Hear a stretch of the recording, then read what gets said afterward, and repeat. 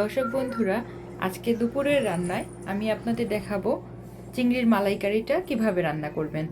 তো চিংড়ির মালাইকারির জন্য আমি 700 গ্রামের মতো ছোট চিংড়ি নিয়েছি। আপনারা চাইলে বড় লবস্টার ব্যবহার করতে পারেন। প্রথমে আমি হালকা ভেজে নিব চিংড়িটাকে, হলুদ, লবণ আর একটু গুঁড়ামরিচ দিয়ে। তো তেলটা একটু যখন তেলের সাথে আমি একটু 1 চামচ ঘি দিয়ে দিব। এটা একদম হালকা ভাজা হবে, 2 থেকে 3 মিনিট জাস্ট আমরা দুই পাশটা একটু চেঞ্জ করে এটা একটু তেল থেকে তুলে নিব। আর এটা বেশি ভাজলে ওটা যে একটা ফ্রেশনেস, যেটা এখানে চিংড়িগুলো আমি প্যাকেটজাত যে চিংড়িগুলো এগুলো ফ্রেশ করাই থাকে। তো আপনারা লবস্টার হইলে অবশ্যই আপনারা নিজেরা বাসায় পরিষ্কার করে নিতে পারবেন। আমি জাস্ট আমার টাইম কনজিউম করার জন্য আমি এই প্যাকেটের চিংড়িটা ইউজ করি, এটা একদম ফ্রেশ থাকে। আর আমার মালাইকারি তৈরি করতে যা যা লাগবে, পেঁয়াজ বাটা, রসুন বাটা, আদা বাটা এবং কোকোনাট মিল্ক, এটা আমি একটা কৌটো পুরাটা দিয়ে দিব আমার 700 গ্রামের জন্য। তারপরে ঘি, দারচিনি, এলাচ, বাদাম বাটা, আর হচ্ছে কুচানো পেঁয়াজ, তারপরে কুচানো আদা। আর এমনিতে আমি এখন ভেজে নিব, আমি অর্ধেক করে ভাজবো, যেহেতু এখানে আমার 700 গ্রামের মতো চিংড়ি। আমি এখানে অর্ধেকটা করে ভেজে নিব, কারণ একসাথে ভাজলে অনেক সময় একটার সাথে একটা গায়ে লেগে থাকে, তো এটা করব না। আর আমি চেষ্টা করব আপনাদেরকে ডিটেলস প্রসেসটা দেখানোর জন্য। আরেকটা কথা বলে রাখি, অনেকেই টক দইটা দিয়ে চিংড়ির মালাইকারি করেন। তো আমি এক্ষেত্রে টক দই না ইউজ করে আমি 2 টেবিল চামচ লেবুর রস, একদম আর লেবুটাকে একদম বেশি না চিপে, ওইটা আপনারা যে রসটা পাবেন জাস্ট যেন তেতো না হয়ে যায়, সেই রসটাই আপনারা ব্যবহার করবেন। দেখেন চিংড়ির কালারটা এটা জাস্ট এরকমই থাকবে, বেশি কড়া ভাজা হবে না। এখন আমি ঘি আর তেলের মধ্যে অল্প একটু পেঁয়াজ ভেজে নিব। এটা বেরেস্তা না, বাট পেঁয়াজটা ভেজে তুলে ফেললে ওইটা দিলে একটা আলাদা ফ্লেভার অ্যাড হয়। যদিও আমি এটার জন্য পরবর্তীতে আবার গরম মশলার সাথে একটু পেঁয়াজ, তারপরে কুচি পেঁয়াজ, তারপরে হচ্ছে রসুন 3 থেকে 4 কোয়া, এটাকে জাস্ট কোয়াটাকে আমি হাফ করে কেটে নিয়ে ভেজে নিব ওইখানে। আর যতদূর সম্ভব যে পেঁয়াজটা একটু হাফ যখন ভাজা হবে, তখন আমি দিব হচ্ছে পেঁয়াজ বাটা, রসুন বাটা। আপনারা খেয়াল করে দেখবেন যে আমার রান্নাগুলোতে আমি একসাথে কিন্তু আদা বাটা ইউজ করি না, কারণ হচ্ছে এটা আমার মনে হয় যে আদাটা আগে থেকে বেশি ভাজা হলে কড়া ভাবটা চলে আসে। তো আপনারা এটা অ্যাভয়েড করবেন যে আগে থেকে আদাটা না ভাজার জন্য। এখন পেঁয়াজটা ভাজা হচ্ছে, হাফ ভাজা হয়ে গেলে আমি বাটা পেঁয়াজ এবং বাটা রসুনটা ছেড়ে দিব।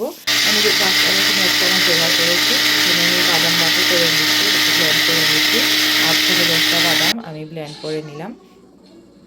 এখন ঘি আর তেলের মধ্যে আমি মেইন কুকের জন্য যে কাটা পেঁয়াজ এবং রসুন রেখেছি সেটা ফোড়ন দিয়ে দিব, সাথে দারচিনি, এলাচ দিয়ে দিব।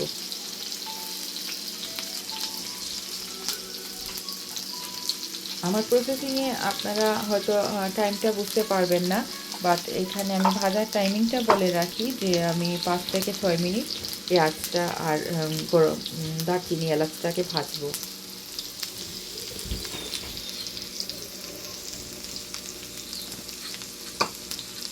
চিংড়ির মালাইকারির যে টেস্ট, সেটা আমরা অনেকটাই জানি যে এটা কোকোনাট মিল্কের একটা খুব ভালো একটা স্মেল কাজ করে। আর হচ্ছে যেখানে আমরা খুব ভালোভাবে মিষ্টি এবং টকের একটা কম্বিনেশন পাই, তো এটা আমার ভালো লাগে।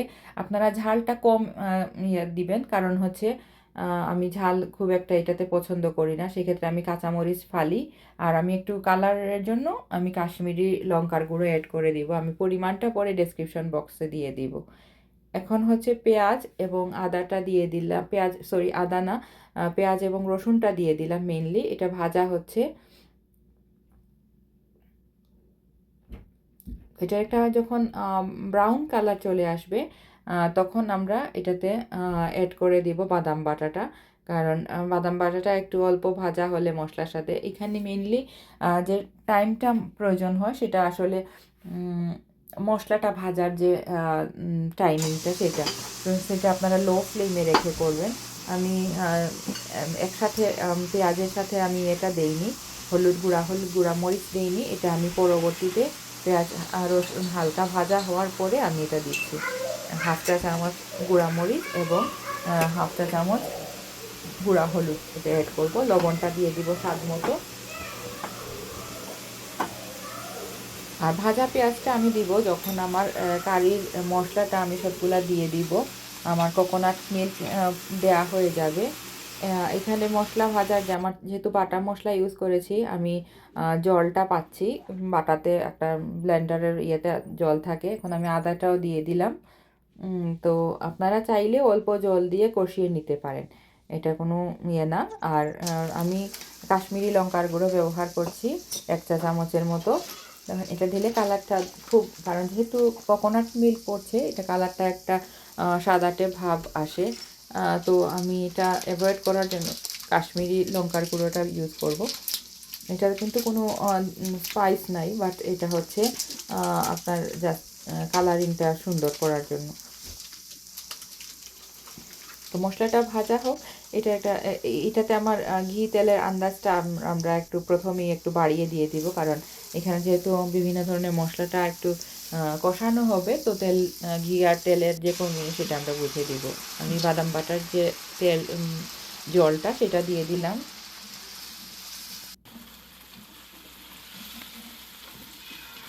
এখন কোকোনাট মিল্ক পুরোটাই দিয়ে দিচ্ছি। কোকোনাট মিল্ক দিয়ে আমরা আবার কিছু সময় নাড়বো।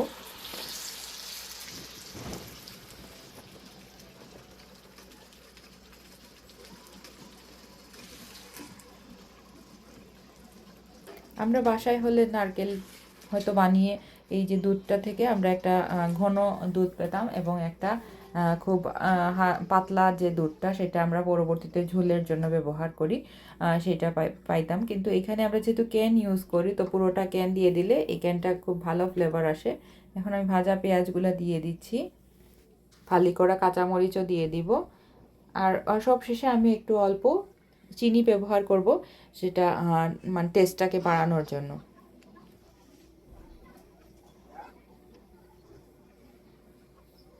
আমার মনে হয় টক দইয়ের যে এই যে লেবুর রসটা অ্যাড করাটা একটা মানে এটা আমি একটু এখনই ইউজ করব, কারণ লেবুর রসটা অ্যাড করলে এটা একটা ন্যাচারাল ইয়ে থাকে, ফ্লেভার থাকে। সো এটা আমার খুব ভালো লাগে।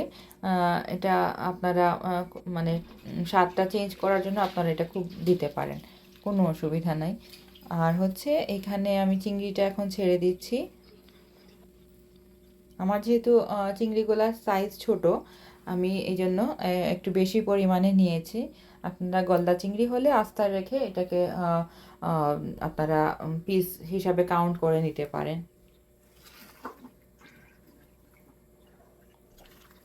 একটু নেড়ে চেড়ে আমি ঢাকনি দিয়ে দিব। এটাতে ঢাকনি খুব বেশিক্ষণ দিতে হয় না, 10 থেকে 15 মিনিটের মতো রেখে দিলে আপনার পুরা ফ্লেভারটা চলে আসে। তো শেষে আমি টেস্ট করে নিব যে এটা ঠিক আছে কি না, নুন বা মিষ্টির যে তারতম্যটা সেটা ঠিক আছে কি না, ওইটা বুঝে আপনারা অ্যাড করে দিবেন। এখন ঢাকনিতে 10 থেকে 15 মিনিট থাকবে। বাও, কি সুন্দর স্মেল এসছে ঢাকনিটা খোলার পর।